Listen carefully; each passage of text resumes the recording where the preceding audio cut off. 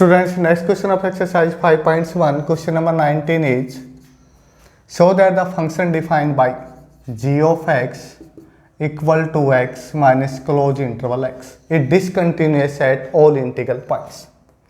Let's a be an integer. Left hand limits. Limit x tends to a slightly negative g of x. क्या है g of x? x minus close interval x. तो क्या puts करेंगे यहाँ? Put x equal to limit minus h. तो क्या आ जाएगा? Limit h tends to 0 a minus h. Minus क्या है? a माइनस h का क्लोज इंटरवल. तो स्टूडेंट्स, क्लोज इंटरवल के केस में ये रिजल्ट्स है a minus h close intervals. अगर a में से कोई वैल्यू माइनस है तो आती है उससे पहली वैल्यू a माइनस 1 आ जाएगी. अगर कोई वैल्यू प्लस है क्लोज, सिर्फ किसके केस में? क्लोज इंटरवल केस में, तो वापस आएगी same value. Close interval a का लेते हैं तो वापस क्या आता है? तो ये ध्यान रखना स्टूडेंट्स. अब देखो हम ये यहाँ यूज करेंगे तो क्या आ जाएगी? Limit h tends to 0 a minus H.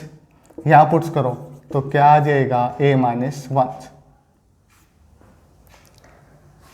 Limits h tends to 0 a minus h, bracket को हटा दो, माइनस a प्लस 1, a से कैंसिल, h की वैल्यू पुट्स कर दो 0, तो वापिस क्या?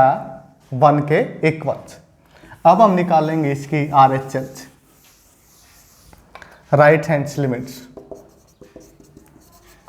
Limit x tends to a slightly positive, g of x की वैल्यू क्या है? x minus close intervals x. यहाँ हम पुट क्या करेंगे? Put x equal to a plus h. तो क्या आ जाएगा? लिमिट h टेंस टू 0 तो a plus H minus a plus H का क्लोज इंटरवल. तो स्टूडेंट्स अभी बताया था मैं, जैसे अगर a plus H close interval के केस में अगर a में कोई वैल्यू प्लस है तो क्या आती है? Same value. वापिस क्या आ जाएगा? a. तो अब लिखो इसमें जैसे limits h tends to 0 a plus h, तो ये वापस क्या आ जाएगी? इसकी वैल्यू a, तो बाहर माइनस है तो माइनस a बन जाएगा, a से a कैंसिल, h की वैल्यू 0 पुट्स करोगे तो किसके इक्वल आ गया? 0 के इक्वल. तो left hand limits is not equal to right hand limits, implies f of x is discontinuous at all integral points. सभी इंटीग्रल पॉइंट्स पे गिवन फंक्शन क्या होगा? डिसकंटिन्यूअस होगा. तो स्टूडेंट्स इसमें जैसे 0, 1, 2, 3 कोई भी वैल्यू लेके हम चेक कर सकते हैं, सभी पे फंक्शन क्या आएगा? डिसकंटिन्यूअस आएगा. Question number 20 is the function defined by is continuous. Function क्या डिफाइन? f ऑफ x क्या है? x square sine x plus 5 continuous at x equal to pi. तो किस पे चेक करेंगे? At x equal to pi. Limit x tends to pi. तो students यहाँ मैंने ना तो स्लाइटली नेगेटिव लगा ना स्लाइटली पॉजिटिव लगा, क्या लगा? x tends to pi. तो इसका मतलब क्या है? इसमें लेफ्ट और राइट्स दोनों लिमिट्स इंक्लूड्स हैं. f ऑफ x, तो लिमिट x टेंस टू पाई. आप चाहो तो इसको अलग अलग भी कर सकते हो, लेफ्ट और राइट निकाल के हम इसको इकट्ठा भी कर सकते हैं. एक्स की वैल्यू पुट्स करो क्या? पाई, तो pi square sine pi plus 5. Sine pi की वैल्यू क्या होती है? 0, तो क्या आ जाएगा? Pi square plus 5. F of pi, x की जगह इसमें पाई पुट कर दो तो क्या आ जाएगा? पाई का स्क्वायर साइन पाई प्लस 5. तो क्या आ जाएगा? पाई स्क्वायर 0 प्लस 5, तो पाई स्क्वायर प्लस 5. तो limits x tends to pi f of x equal to f of pi. तो implies f of x is continuous at x equal to pi. x equal to pi पे given function क्या है? Continuous है.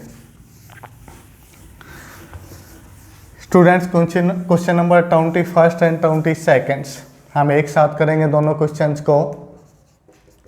अगर हम sign और कोस function को continuous prove कर देते तो सभी पार्ट्स इसमें क्या हो जाएंगे, कंटिन्यूस प्रूव हो जाएंगे। कोई भी ले सकते हो, cos x ले लो, sin x ले लो।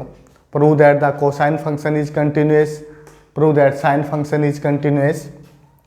Let's a be any real numbers।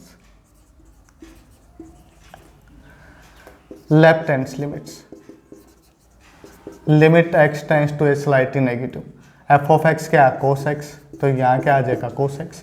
Put करो x equal to limit minus h, तो क्या आ जाएगा, limit h tends to 0 cos of a minus h।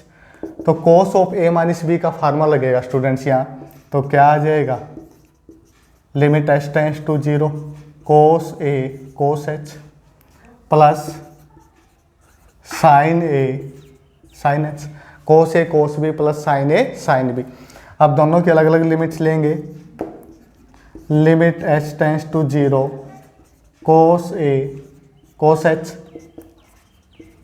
Limit h tends to 0 sin a sin h। तो constant value बाहर आ जाएगी, cos a को हम बाहर लिख सकते हैं, limit h tends to 0 cos of h, इसमें sin a को बाहर लिख सकते हैं, limit h tends to 0 sin h। अब स्टूडेंट्स वैल्यू पुट कर दो तो क्या आ जाएगा, cos a into cos 0, h की वैल्यू 0, यहाँ क्या आ जाएगा, sin a into sin 0, cos 0 की वैल्यू होती है 1, sin 0 किसके इक्वल होता है, 0 के, तो ये क्या आ जाएगा, cos a प्लस 0। तो हमने किसके इक्वल आया वापिस, cos ऑफ a के इक्वल।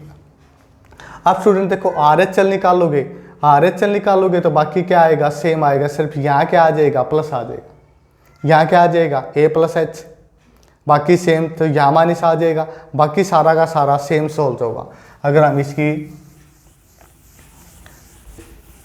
लेफ्ट हैंड लिमिट्स हमारे पास किसके इक्वल आई, cos a के इक्वल आई। अब हम निकालेंगे इसकी RHH, राइट हैंड लिमिट्स, तो क्या आ जाएगा, limit x tends to a slightly positive, f of x किसके इक्वल था, cos ऑफ x, तो क्या पुट्स करेंगे,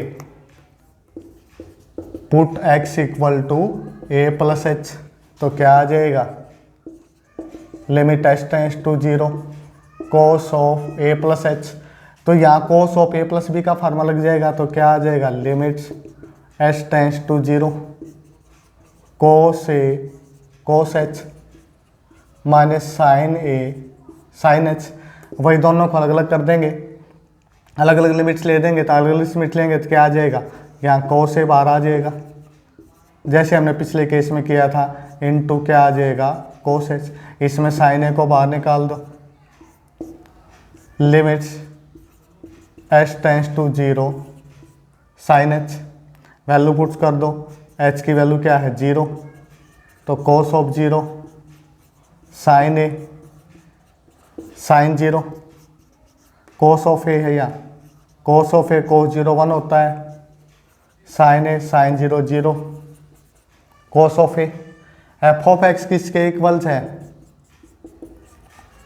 cos x के, तो f ऑफ a निकालो, क्या आ जाएगा, cos a। तो left hand limits equal to right hand limits equal to f of a implies f of x is continuous at x equal to a। Student similarly हम sin x को भी कर सकते हैं, sin को ले वो सेम आएगा, यहाँ फार्मूला चेंज हो जाएगा, जैसे sin of a plus h, तो sin a cos b plus cos a sin b, same solve करोगे तो किसके इक्वल आ जाएगा, sin a के इक्वल आ जाएगा। तो sin और cos हम दोनों को प्रूव कर सकते हैं कंटिन्यूस फंक्शंस। अब स्टूडेंट जैसे ये फर्स्ट पार्ट्स है, ये दोनों प्रूव करने के बाद ये सभी आ जाएंगे। देखो अभी हमने प्रूव किया sin x is continuous function, cos x is continuous function, sum of two continuous function is continuous, सिर्फ यही लिखना पड़ेगा हमें। सेकंड्स है f of x sin x minus cos x, sin x, इन दोनों में से कोई एक प्रूव करके दिखा दो। साइन एक्स कंटिन्यूस फंक्शन है, कोस एक्स कंटिन्यूस फंक्शन है, difference of two continuous function is continuous. Third से एफ ऑफ एक्स किसके इक्वल है, sine x into cos x. Sine x continuous है, कोस एक्स कंटिन्यूस है, product of the two continuous function is continuous. तो मैंने पहले ये बताया था, जैसे साइन और कोस को प्रूव करने के बाद 21 और 20 सेकेंड्स दोनों क्वेश्चन हो जाएंगे। कोसाइन अभी हमने प्रूव किया था। कोसेकेंट एक्स क्या होता है, 1 by sine x. 1 constant function है, constant function is always continuous. Sine x हमने प्रूव किया था कंटिन्यूस फंक्शन। दो कंटिन्यूस फंक्शन को डिवाइड करोगे तो क्या आएगा, कंटिन्यूस फंक्शन आएगा। सीकेंट एक्स क्या होता है, 1 by cos x. Same 1 constant है, कोस को हमने क्या किया था, कंटिन्यूस फंक्शन प्रूव किया था। दोनों को डिवाइड करेंगे तो क्या आएगा, कंटिन्यूस आएगा। कोट एक्स क्या होता है, cos of x upon sine of x.